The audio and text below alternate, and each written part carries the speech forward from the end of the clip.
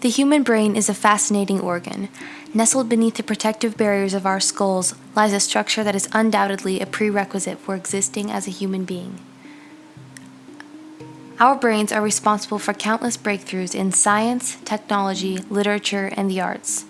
They also shoulder the monumental responsibility of keeping us alive every day. However, for all of the good the human brain achieves, there exists an equal and opposite force of ruin. From the late 1940s to the early 50s, patients who felt the full strength of that force were often prescribed a controversial type of psychosurgery called lobotomy. The process of lobotomy entails severing the neural connections between the prefrontal area of the brain and the rest of the brain in hopes of subduing the intense mental stress the patient is enduring. At the time of its conception, lobotomy was viewed as something of a miracle cure for individuals who suffered from incapacitating illnesses such as schizophrenia, depression, anxiety, and post-traumatic stress disorder. However, the effects of lobotomy were only sometimes beneficial and never predictable. While a percentage of the recorded patients receiving lobotomies showed certain signs of improvement, many others found themselves suddenly transformed into a version of themselves that they could neither control nor recognize. The high level of variance from person to person, combined with the precarious nature of the operation, was unsettling for the prospective patient, even if they did believe it was their only option.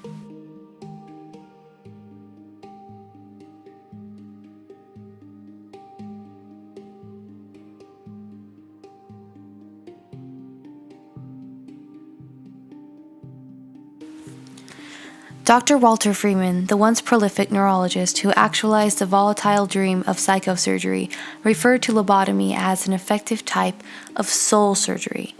Under this prescription, the patient suffering from severe mental illness, unrest, or even chronic pain would suddenly find themselves whole again. However, this method of removing a part of the patient's brain was not a miracle. Dr. Freeman's physical alteration of his patient's brains only pushed him farther from achieving his goal.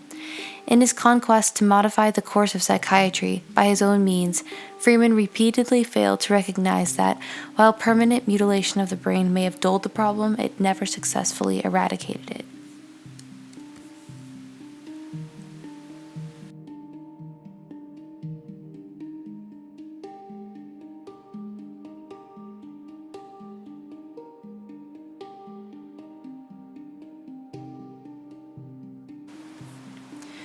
One infamous case of Dr. Freeman's failure was his 1941 lobotomization of John F. Kennedy's sister, Rosemary Kennedy.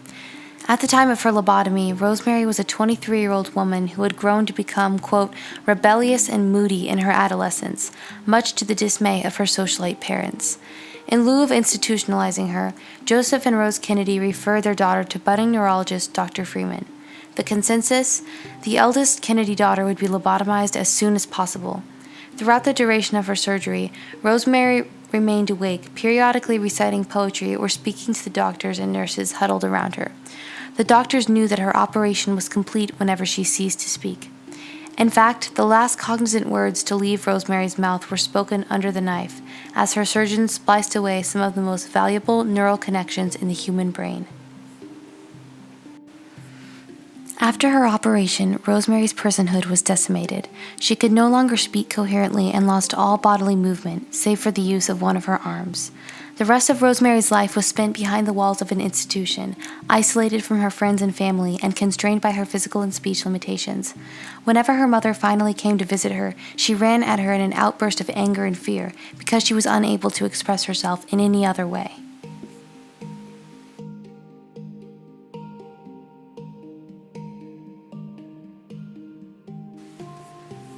Rosemary's story was not an isolated incident. Thousands of others shared similarly devastating experiences as a result of the lobotomies that were supposed to cure them. These experiences ranged from increased feelings of apathy and dire changes in personality to a loss of motor skills, amnesia, and even epilepsy. Dr. Freeman himself once confessed, "Every patient probably loses something by this operation, some spontaneity, some sparkle, some flavor of the personality." But just how telling was this statement? What integral aspects of an individual's personality are lost to lobotomy? Imagine for a moment that you are in the position of someone with a mental ailment in this time period. If you are institutionalized, your life is already dreadful beyond compare, but if you were lobotomized, the patients who were aware of what was going to happen to them understood the implications. Undergo lobotomy, lose a part of yourself. Some patients were optimistic, willing even to trade a fundamental aspect of themselves for a chance to quell the thoughts and feelings they couldn't control. Countless others weren't so lucky.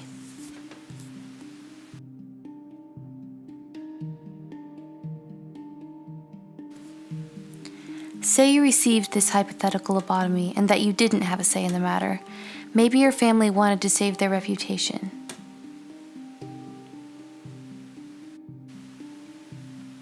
Maybe your parents didn't have the heart to tell you why you were missing school.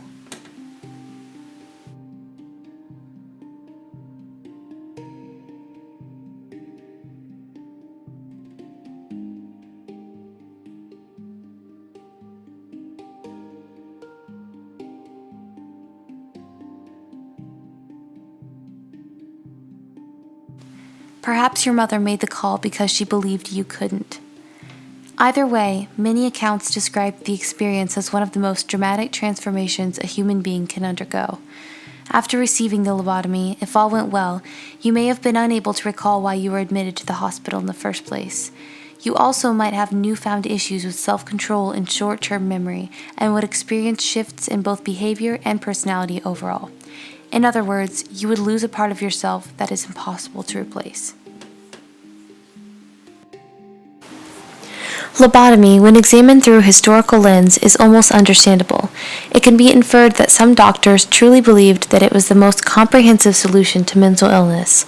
However, lobotomy was controversial in the 40s for the same reason it's controversial today.